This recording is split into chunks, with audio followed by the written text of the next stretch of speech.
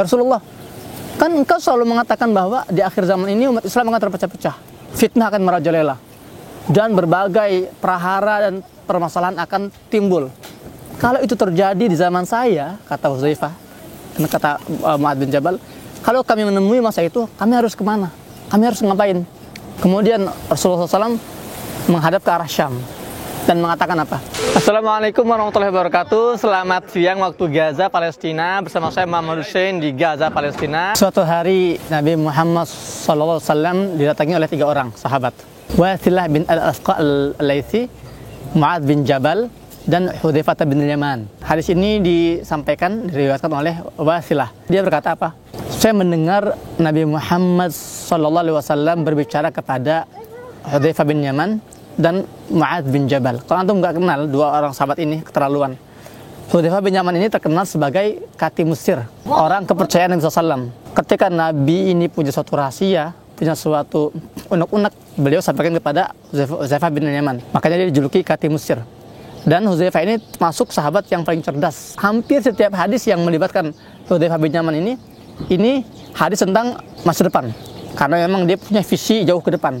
Suatu hari, kata Wasilah, saya mendengar Nabi SAW menyampaikan berkata kepada Hudzaifah dan Mu'adz bin Jabal, ketika keduanya ini bertanya, meminta pendapat kemana mereka harus tinggal, di mana mereka harus bertempat ketika akhir zaman tiba, ketika umat terpecah belah, ketika kekuatan muslim ini luluh lantah. Jadi mereka minta pendapat, minta nasihat, dan minta instruksi. Ya Rasulullah, kan engkau selalu mengatakan bahwa di akhir zaman ini umat Islam akan terpecah-pecah, fitnah akan merajalela, dan berbagai prahara dan permasalahan akan timbul.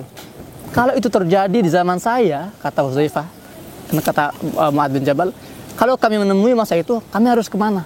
Kami harus ngapain? Kemudian Rasulullah SAW menghadap ke arah Syam dan mengatakan apa? Alaikum bisyam, fa innaha safatu biladillah, yaskunha akhiratuhu min khalqih. Apa kata Nabi? Kalau itu semua terjadi, kalian harus pergi ke Syam. Kalian harus tinggal di Syam, datangi Syam. Kalau kita bicara Syam, artinya kita bicara Palestina sebagai titik sentral Syam. Pusat bumi Syam itu adalah Palestina, tepatnya di Baitul Maqdis. Rasulullah melanjutkan, fa innaha safatu biladillah, karena Syam itu adalah negeri pilihan Allah. Jadi berbagai banyak negeri di dunia ini, Asia, Afrika, Eropa, Amerika, semua negeri Allah. Tapi Allah memilih Syam sebagai negeri pilihannya. Saya orang Bogor, saya orang Indonesia. Kalau Bogor ini dijajah, diserang, saya akan mempertahankan Bogor, tanah air saya, dengan jiwa dan raga saya. Namun ketika saya sudah mengikrarkan diri sebagai seorang Muslim, maka Allah telah memilihkan untuk kita semua umat Islam negeri pilihannya, yaitu Syam, untuk dipertahankan, untuk dijaga, untuk dipelihara. Dan hari ini itu terjadi. Hari ini Syam sedang dilanda oleh berbagai kekacauan, dijajah, dijarah, diserang, dan sedikit yang bersuara. Maka dari itu kewajiban saya sebagai umat Islam, saya harus sami'na wa ata'na kepada Rasulullah SAW, kepada Allah dan Rasulnya. Maka dari itu mempertahankan Syam ini adalah sebuah kewajiban. Dan Rasulullah melanjutkan apa kata Rasulullah? Yaskunha akhiratuhu min khalqih. Dan Syam ini memang Allah takdirkan menjadi tempat yang ditempati, ditinggali oleh orang-orang terbaiknya. Maka dari itu ketika Rasulullah SAW wafat, itu banyak para sahabat yang akhirnya hijrah ke Syam, tinggal di Syam. Dan masih banyak hadis-hadis lain menunjukkan keutamaan bumi Syam. Syam ini adalah negeri yang Allah titipkan kepada umat Islam, yang Rasulullah titipkan kepada umat Islam untuk dijaga dan dipelihara. Dan saya sudah sampaikan kepada kalian semua di konten sebelumnya, kalau kita tidak bisa datang ke bumi Syam, ke Palestina, maka Rasulullah SAW sudah menyampaikan kepada kita alternatifnya. Kita mungkin nggak bisa kesini hari ini, tapi kalau kita belum bisa menapakkan kaki kita, kalau kita belum bisa mendatangkan raga kita, maka paling tidak harta kita sudah tiba duluan ke Syam. Amalan kita sudah sampai di Syam. Manfaat kita sudah sampai dulu di Syam. Dan ingat, barometer keimanan seseorang di akhir zaman adalah sejauh mana dia peduli terhadap bumi Syam. Ukuran kuat tidaknya akidah dan keimanan seseorang muslim di akhir zaman adalah sejauh mana dia berjuang untuk Palestina, untuk bumi Syam, sejauh mana dia berbuat dan bergerak untuk bumi Syam.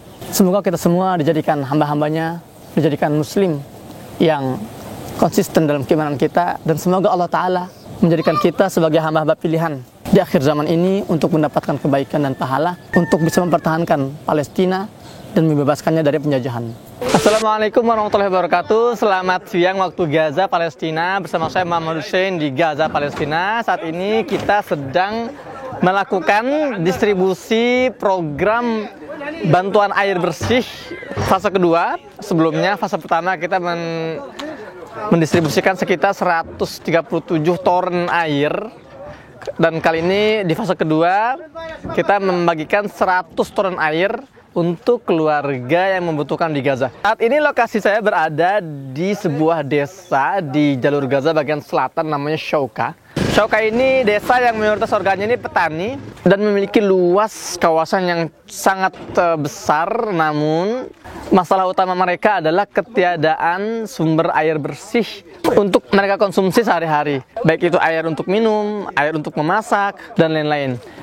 Dan program toren air bersih ini idenya adalah kita memudahkan akses mereka untuk mendapatkan air bersih.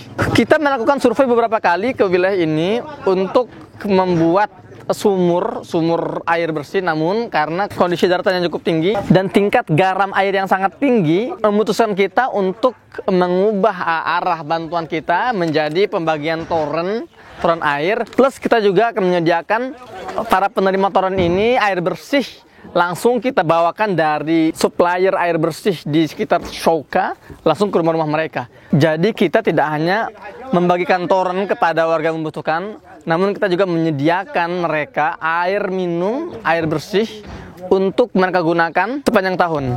Teman-teman tahu gak? Keren banget tahu program air bersih ini, sangat strategis sekali, dan Masya Allah pahalanya besar banget karena ini adalah program yang tidak akan terputus, ya, amal yang tidak akan terputus sampai hari kiamat, sampai antum di akhirat nanti. Teman-teman, antum bayangkan deh, semua yang dilakukan oleh keluarga yang mendapatkan bantuan ini pahalanya akan ngalir ke donatur dan siapapun yang berkontribusi dalam program ini. Karena air ini adalah sumber kehidupan mereka, sumber kehidupan manusia. Bayangkan teman-teman, kalau dengan air ini mereka punya energi untuk ngaji, untuk sholat, untuk tadarus, untuk berbuat amal kebaikan apapun itu, maka pahalanya juga akan mengalir kepada si pemberi hadiah, kepada si donatur. Masya Allah. Jadi kalian lagi tidur, kalian lagi bengong, lagi nongkrong, itu kalau kalian ikut serta dalam program air bersih ini, pahala kalian ngalir. Dan hebatnya tidak hanya ketika kalian hidup, kalau kalian sudah meninggal pun, itu akan mengalir terus selama manfaatnya dirasakan oleh pihak penerima. Masya Allah.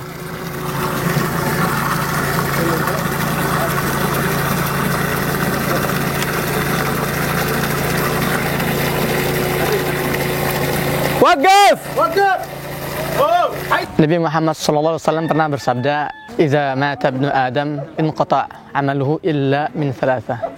Shadaqah jariyah, al-'ilm yuntafa bihi, wa waladun salih yad'u lahu." Setiap bani Adam, setiap manusia yang meninggal, maka semua amalnya terputus kecuali 3 hal. Pertama, shadaqah jariyah, ilmu yang bermanfaat, dan anak soleh yang mendoakan kedua orang tua. Hari ini kita menyaksikan langsung proses distribusi pembagian toren air untuk warga yang membutuhkan di Gaza, Palestina. Tidak hanya toren, tapi juga kita akan menyediakan air bersih untuk mereka konsumsi sehari-hari sepanjang tahun, insya Allah Ta'ala. Saya ingin berterima kasih kepada masyarakat Indonesia atas kontribusinya dalam program air bersih ini. Semoga amal jariyah ini terus mengalir sampai akhirat nanti, dan semoga amal-amal ini terus mengisi, memenuhi timbangan amal kebaikan dan menjadi pemberat timbangan amal kebaikan untuk kemudian menjadi musabab, penyebab antum semua, kita semua dikumpulkan di dalam surga Firdaus bersama para syuhada, para anbiya, para sholihin, para siddiqin, wa hasuna ulaika rafiqa. Dari Jalur Gaza, Muhammad Hussein. Assalamualaikum warahmatullahi wabarakatuh.